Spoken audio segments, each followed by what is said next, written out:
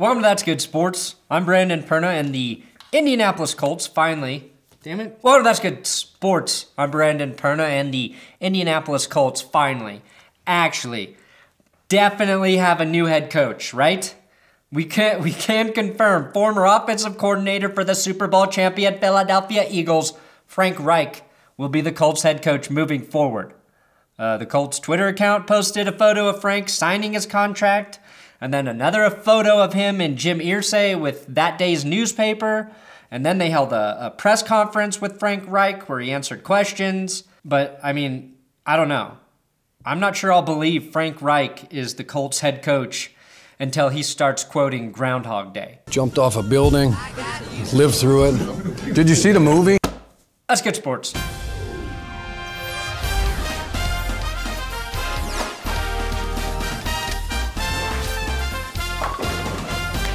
I do have Big Dick Patreon shoutouts for Dave Barry, Jessica F., who may be my wife. Google is evil, come to Presearch. Does Presearch have YouTube videos owned by Google? And $5 pledged by Broncos Maniac in DC. Look, Patreon is what allows me to keep making videos here on YouTube. I also have a podcast that I do just for my Patreon supporters, where I answer your football questions that you can ask via Patreon. Patreon.com/ThatsGoodSports if you're interested. The San Francisco 49ers linebacker Reuben Foster was arrested for allegedly dragging his girlfriend across the ground. I said that that was too excited for terrible news. San Francisco 49ers linebacker Reuben Foster was arrested for allegedly dragging his girlfriend across the ground during an argument.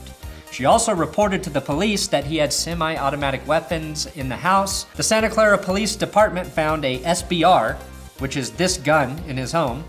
Foster, the final first-round draft pick for the 49ers last year, notched his second arrest in less than a month, which is never a good look, unless you're the Hamburglar. His first arrest was for second-degree possession of cannabis, weed, marijuana drugs while he was back in Backwards, Alabama. Reuben, I'd recommend smoking some of that fucking weed you carry around everywhere, as it will probably make you a lot less likely to become physically abusive to the people you love.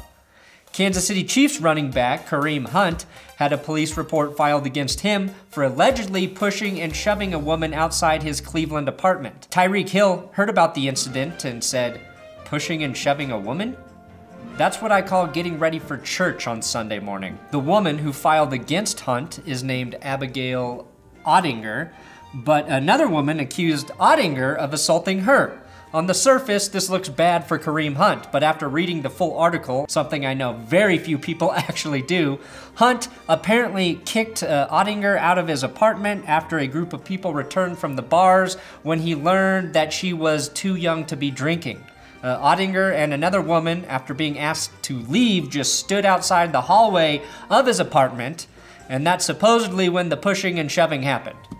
To me, it appears Hunt was trying to avoid trouble by kicking this woman out of his house, but just like his NFL career, it looks like he fumbled on his first play of the offseason.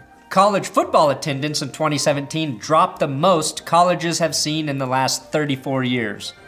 There are several guesses as to why attendance at football games is declining so severely, but a new study suggests students are refusing to leave their dorm rooms after taking Accounting 101 and realizing they will never, ever be able to pay off their student loan debt. Okay, back to Frank Reich and the Colts. I think this is a blessing in disguise for Indianapolis, in disguise of a man who looks like his wife was murdered on an episode of Law & Order. And as he testifies, we slowly start to think he is the true murderer. We already know he killed his fair share of patriots in the Great War of '52. The biggest upside for Frank is that he actually has the balls to be a head coach, unlike that testicle-less Josh McDaniels.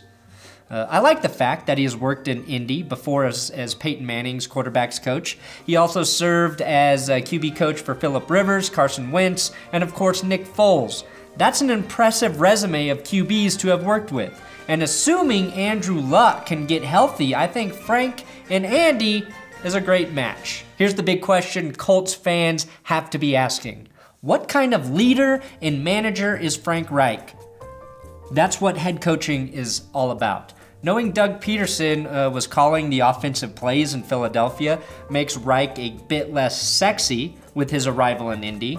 That's not to say that Frank wasn't a big part of what the offense did in Philadelphia, but I think it means who Reich surrounds himself with is extremely important, especially getting the job so late in the game where most coaching rosters have already been filled. He started by naming Nick Sirianni as his offensive coordinator. Sirianni spent the last 5 seasons with the Chargers as a quarterback's coach and wide receivers coach. In terms of his ability to never leave his house without wearing a visor, I'd say Sirianni is the next Josh McDaniels.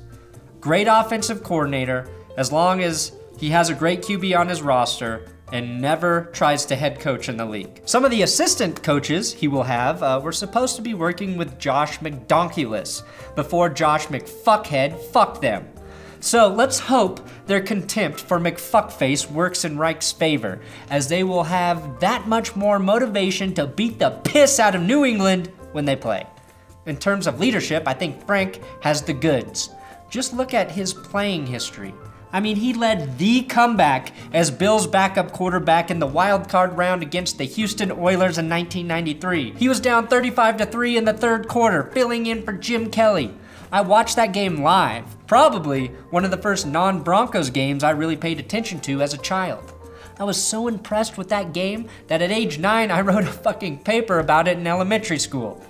Reich also led a huge comeback in college when he played in Maryland. He was down 31-0 at halftime to the Miami Hurricanes and ended up winning that game. I don't know exactly how that translates to coaching grit, but to me it shows the moment is never too big for him, and I think that can lead to strong decision making during games for him as a head coach.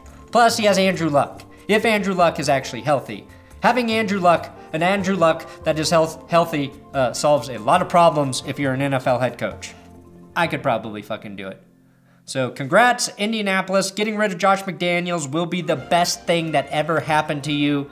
After he screwed the Broncos, John Elway was hired to run the team, who in turn signed Peyton Manning, who in turn led the Broncos to 2 Super Bowls with 1 Super Bowl victory. The secret is to get rid of Josh McDaniels, and what follows is guaranteed Super Bowl victory.